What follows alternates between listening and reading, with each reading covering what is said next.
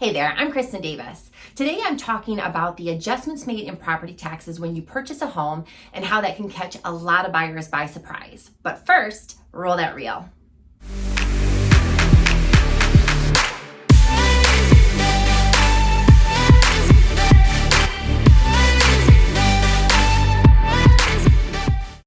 I love connecting with people on their home buying and selling journeys. If you have any questions about this specific video or just real estate in general, please reach out. I'd love to connect with you. Make sure to like and subscribe to my YouTube channel, Living in Monroe County, for weekly content created just for you. Now, there's quite a bit of complexity that goes into the ins and outs of property taxes. However, I want to just give you a basic understanding today to hopefully save you from a potential surprise, and not the good kind, in the future.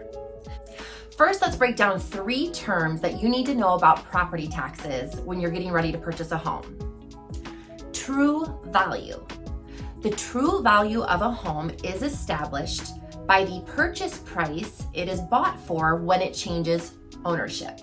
So if you bought a home for $200,000, the true value at that time would be $200,000. SEV, state equalized value. The state equalized value is generally 50% of the true value. So again, if you bought a home for $200,000, then the SEV would be $100,000.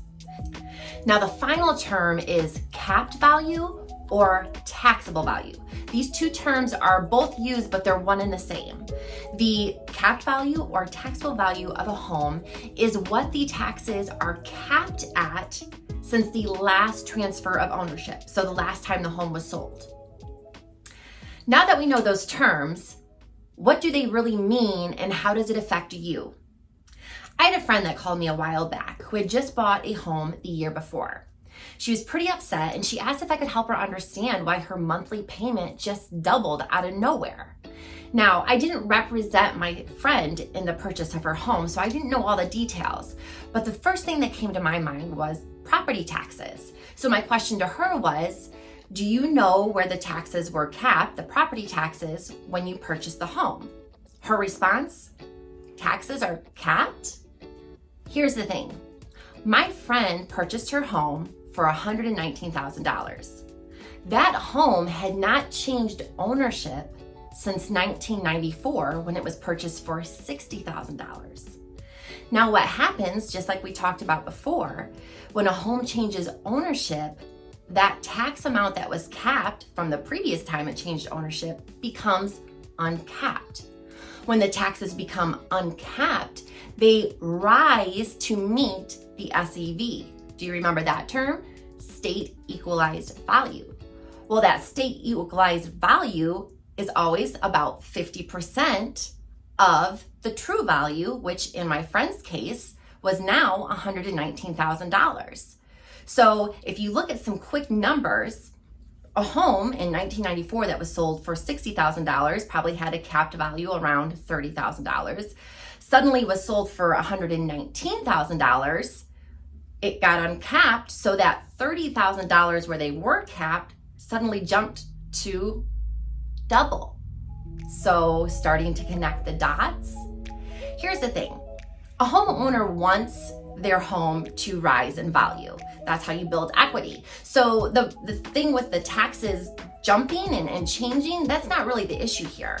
The issue is my friend had no idea that this was gonna happen.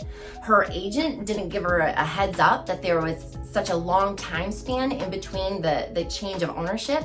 And then her lender actually made a mistake by basing her property taxes in her monthly payment on what the taxes were at listing. And those were based on that old price from 1994 of those capped taxes, versus doing some math and calculating what her taxes would be once they became uncapped. As a rule, I try to never assume that my clients understand how property taxes work, and will always try to give them a heads up if I see that there's going to be a significant jump from the taxes that they can see on the paper in front of them to what they'll actually be paying. I also encourage them to talk to their lender to make sure they're fully informed and can move forward with this tricky process with confidence. I hope you found this video helpful. If you have any questions, make sure to leave it in the comments below or reach out. Until then, I'll catch you next week.